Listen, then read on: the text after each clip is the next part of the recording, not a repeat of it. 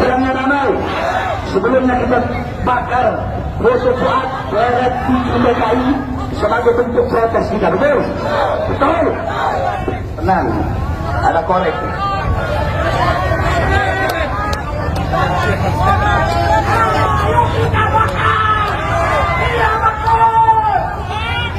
Bakar Fuad DKI, bakar Fuad DKI sekarang juga.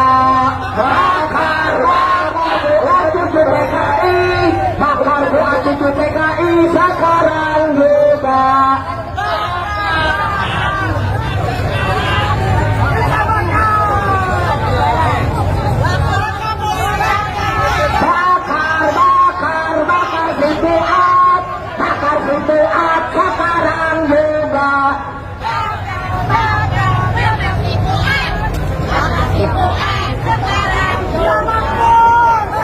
Gus Fuad disangka PKI. Gus Fuad itu keturunan kiai besar di Jogja. Dia ngomong PKI itu PKI majaz, masa wong ngerti itu teman-teman PKI saya. Artinya teman-teman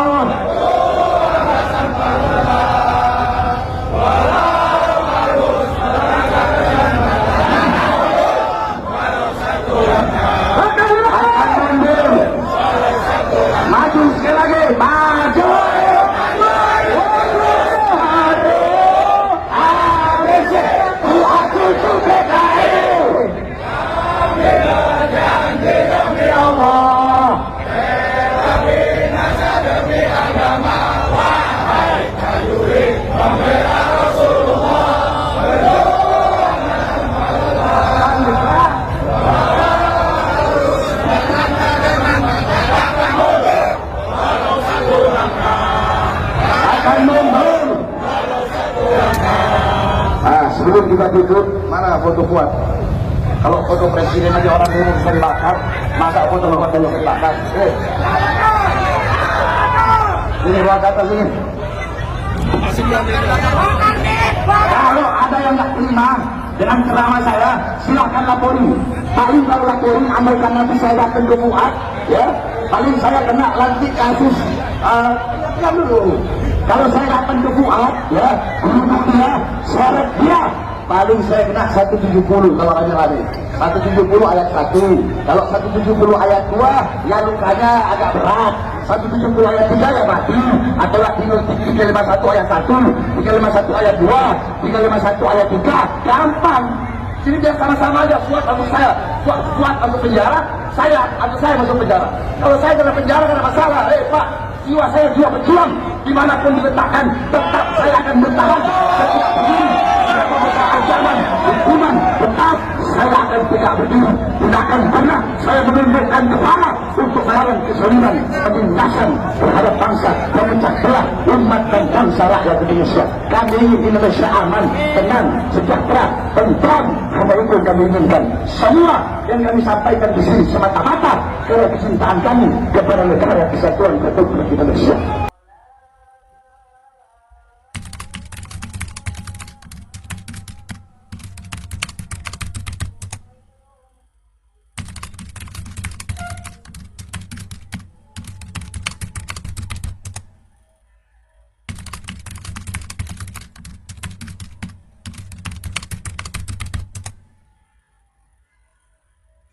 yang barangkali banyak teman-teman belum ketahui tentang saya itu kan sebenarnya bahwa saya sebagai kiai, sebagai seorang guru, sebagai ulama yang berusaha untuk melaksanakan tugas profetik, karena ulama warasatul anbiya adalah memberi contoh, memberi motivasi, memberi habitat, memberi apapun kepada seluruh makhluk Tuhan.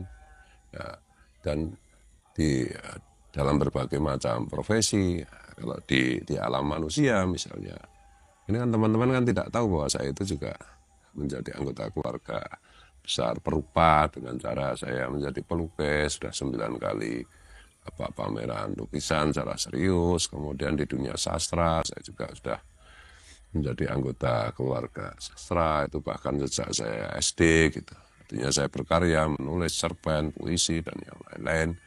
Juga yang terakhir akhir-akhir ini itu saya kan juga sudah menjadi anggota keluarga besar para musisi, ya, pencipta lagu. Saya juga sudah menciptakan berapa ya, 104 judul lagu kalau nggak salah. Dan sudah saya publish di berbagai macam platform musik gitu, seperti ya termasuk YouTube, termasuk Spotify, Joox, dan yang lain-lain gitu. Ini teman-teman banyak yang belum tahu gitu. Nah, untuk menjawab pertanyaan yang tadi diajukan itu, ya kali ini saya karena udah lama juga nggak launching lagu itu, saya mungkin sekali-sekali perlu menjawab secara tidak langsung dengan media lagu. Kebetulan ini ada lagu baru, judulnya Nyanyi Sunyi Ani Ani. Ini berbeda dengan lagu-lagu yang sebelumnya, ya tautannya bisa diklik. Ini saya juga karena udah lama nggak bikin lagu, tiba-tiba ada teman-teman ada bikin lagu judulnya Garam dan Madu yang begitu viral itu, ya saya jadi ingat pengen juga bikin lagu yang IDM seperti itu gitu. Dan ya silakan menikmati lagu saya.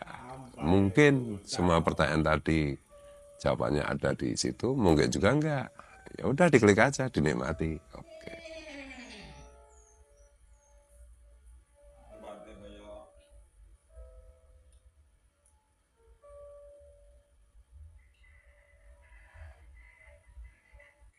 Di dalam ini seluruh amal kita kubu.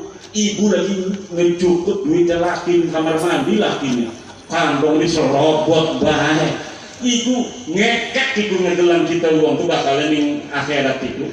Alami yaumul hisab. Iku uang apes nyisin, uang sing dianggap wali, uang sing dianggap cucu nabi. Di situ semuanya dibuka di hadapan seluruh manusia min ladun Adam ila yaumil kiamah. Maka sebelum hari yang sangat memalukan itu datang, wahai para pemalsu, sadarlah pung masih ana waktu. Bengen leluhur sirah iku ora dosa sing durung bab nasab kima, kecuali sing pertama kali berbohong. Tapi yang di tengah-tengah itu nggak tahu dewek yang selamat. Tapi dari tahun 2022 orang-orang yang masih mengaku tanpa data dan buktiku neraka urusan aneh. Apa maning sampai marah-marah ngajak-ngajak perang ning wong pribumi. Lewang pribumi aja ditakoni perang, jauh bagian kita tuh kan perang leluhur kita badan. Tetapi kita duduk itu digelanti. Di sini digelanti adalah kesadaran seluruh kibin-kibin. Dulu pula kibin itu supaya sejarah segala macam aja dirubah, supaya sing jadi pahlawan aja wong-wong sing ora berjasa. Lah Gus Fuad wingi ngomong, Gus Fuad Idrus Al-Jubri tidak layak jadi pahlawan karena berdasarkan bukti dan fakta dia bukan orang Indonesia, dia pindah tahun 1922, merdeka tahun 1945. Kalau dia pahlawan harusnya dari tahun 1922 itu dia ikut berjuang pernah menggerakkan rakyat untuk melawan penjajah, tapi tidak ada datanya. Ini yang diomong sama Gus Fuad. Beliau tidak setuju karena Idrus Al-Jupri tidak layak jadi pahlawan karena dia tidak mengangkat senjata, dia tidak mengajak jamaahnya untuk melawan penjajah.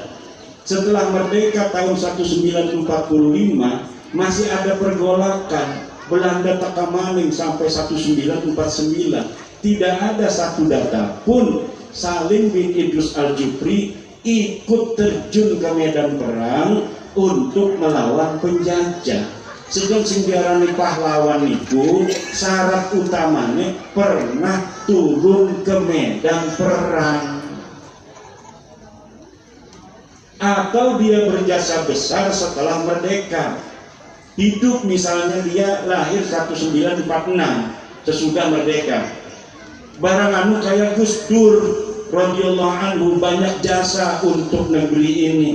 Dialah yang telah mengelus-ngelus, memberikan harapan, penghormatan kepada masyarakat Papua, sehingga Papua tidak jadi untuk berpisah dari NKRI. Itu jasanya besar.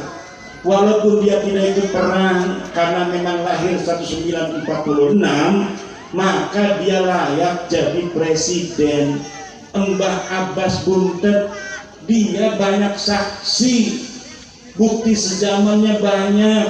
Mbah Hasim mengangkat dia jadi panglima santri perang 10 November. Perang 10 November itu seluruh rakyat punya panglima.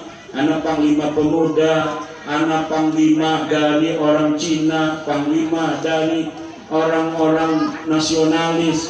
Dari kaum santri ikut perang, panglimanya namanya Mbah Abbas Buntet, kakek daripada Gus Abbas ketua PWI. Itu saksi-saksinya banyak, diakui oleh TNI, diakui oleh Polri. Orang semacam itu layak jadi pahlawan nasional. Tapi Salim bin Idrus Al-Jupri tidak ada datanya. Kemudian syaratnya harus WNI. Dia tidak WNI karena lahirnya di Yaman. Kata Gus Fuad mengklarifikasi istilah monyet itu, bahwa istilah monyet itu bukan untuk pribadi Salim bin Idrus, tetapi itu untuk usaha-usaha yang melawan undang-undang. Orang yang tidak memenuhi syarat menjadi pahlawan ama orang-orang tertentu diusahakan menjadi pahlawan. Ini yang disebut monyet oleh Gus Fuad, bukan kepada diri Salim bin Idrusnya. Gus Fuadnya sudah mengklarifikasi, sudah mohon maaf. Belum tentu orang yang diusulkan ini Salim bin Idrusnya setuju juga. Dia diusulkan, kan orangnya sudah tiada. Jadi jangan memaksakan sesuatu sehingga melanggar undang-undang. Dan ini bisa dipakai oleh musuh Pak Prabowo untuk nanti mempermasalahkan Pak Prabowo, karena cara dalam mengangkat seorang jadi pahlawan ada undang-undangnya. Nanti Bapak Prabowo bisa dituntut melanggar undang-undang ketika menetapkan seseorang yang tidak pantas jadi pahlawan. Nah, yang aneh lagi, orang yang tidak lahir di Indonesia karena dia lahir di Hadramaut mendapat WNI, warga negara Indonesia. Padahal syarat jadi WNI lahirnya harus di Indonesia. Baru kemarin keluar surat WNI-nya. Ini yang dipermasalahkan dan ini melanggar undang-undang. Ini yang dipermasalahkan. Jadinya beda. Gus Fuad disangka PKI. Gus Fuad itu keturunan kiai besar di Jogja. Dia ngomong PKI itu PKI majaz, masa wong ngerti itu teman-teman PKI saya, artinya teman-teman sing dudu santri.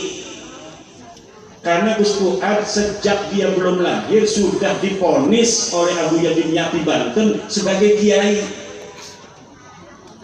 ibunya itu lagi hamil. Ibunya lagi hamil dengan bapaknya Gus Fuad pergi ke Abuya Dimyati, minta doa Abuya supaya anak saya ini yang dalam kandungan jadi kiai.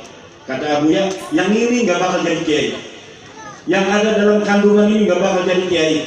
Nanti yang jadi kiai kalau kamu ngandung lagi, kasih nama Fuad. Pas lahir memang benar gak bisa jadi kiai karena dia perempuan, tetehnya Gus Fuad. Akhirnya ketika hamil lagi keluar anak laki-laki, maka langsung dikasih nama Fuad. Maka kata neneknya, kiai, panggil dia kiai. Sejak orok dipanggil kiai, ta'ziman wa takriman kepada Abuya Dimyati. Karena ini ucapan daripada Abuya Dimyati, ini bakal jadi kiai. Maka neneknya itu Gus Fuad memanggilnya kiai sejak orok. Ketika remaja Gus Fuad dipanggil kiai-kiai begitu, nggak mau dia, nggak mau saya dipanggil kiai, nggak mau jadi kiai saya. Kiai itu hidupnya hanya majelis rumah begitu aja, nggak keren katanya. Akhirnya dia itu sampai temennya sama orang Kristen, sama orang Buddha, sama orang Hindu, bahkan dia lah kalau begini pangeran tidak ada, masa saya disuruh jadi kiai katanya. Itu sampai begitu dia dalam pencarian waktu mudanya itu, sampai kemudian neneknya itu dilaporkan sama keluarganya. Itu gimana Gus Fuad itu semakin ngawur aja, biarin aja kata neneknya. Yang ngomong dia bakal jadi kiai itu Abuya Dimyati. Saya yakin apa yang diomongkan Abuya itu akan terjadi. Dan akhirnya betul, setelah lama Gus Fuad pencarian jati diri, kembalinya mondok dan akhirnya bikin pesantren Raudatul Fatihah. Anaknya itu Gus Samo itu hafidul Quran. Coba lihat di dalam YouTube-nya, apa namanya, pecinta wali dan YouTube Gus Fuad. Tuh selama Ramadan anaknya ini menghafal 1 juz di YouTube. Saya dengarin, luar biasa, bukan hanya hafal tapi makhrajnya saja bagus, karena dia keturunan ulama-ulama, kiai-kiai di Wonokromo, keturunan Sultan Hamengkubuwono yang kemudian menurunkan para ulama-ulama di Yogyakarta melalui Kiai Melangi. Itulah keluarga besar Gus Fuad. Neneknya namanya Warsina, dibikin oleh orang-orang buzzer-buzzer itu, katanya Warsina ini PKI. Lah orang-orang Jawa ya nama dulu itu Warsina itu banyak sekali. Nama Warsina itu nama yang lagi keren pada masa itu. Banyak orang yang namanya Warsina. Katanya ini Gerwani. Gerwani tidak ada yang namanya Warsina itu. Ada juga Marsina, aktivis sosialis yang mati tidak ketahuan apa kuburannya. Itu bukan orang PKI. Jadi hari ini muter-muter karena perangnya hanya perang medsos, perang narasi. Yang saya berikan kepada PKI, tetap jaga kondusivitas para laskar, harus koordinasi dengan tentara dan koordinasi dengan polisi. Kita bersinergi menjaga keamanan dan ketertiban negara dan bangsa Indonesia. Provokasi Rizik Syihab itu ngajak perang akan dilaporkan, dan aku perintahkan sebagai wakil ketua PWI RS Pusat agar seluruh pengurus-pengurus daerah melaporkan provokasi itu agar ditangani secara hukum yang berlaku di Indonesia.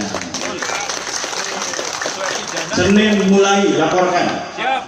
Kita tidak pakai kekerasan, tapi kita negara hukum. Panglima negara Indonesia adalah hukum, maka kita laporkan ke polisi, biar polisi yang kemudian menangani dan menangkap orang yang telah memprovokasi.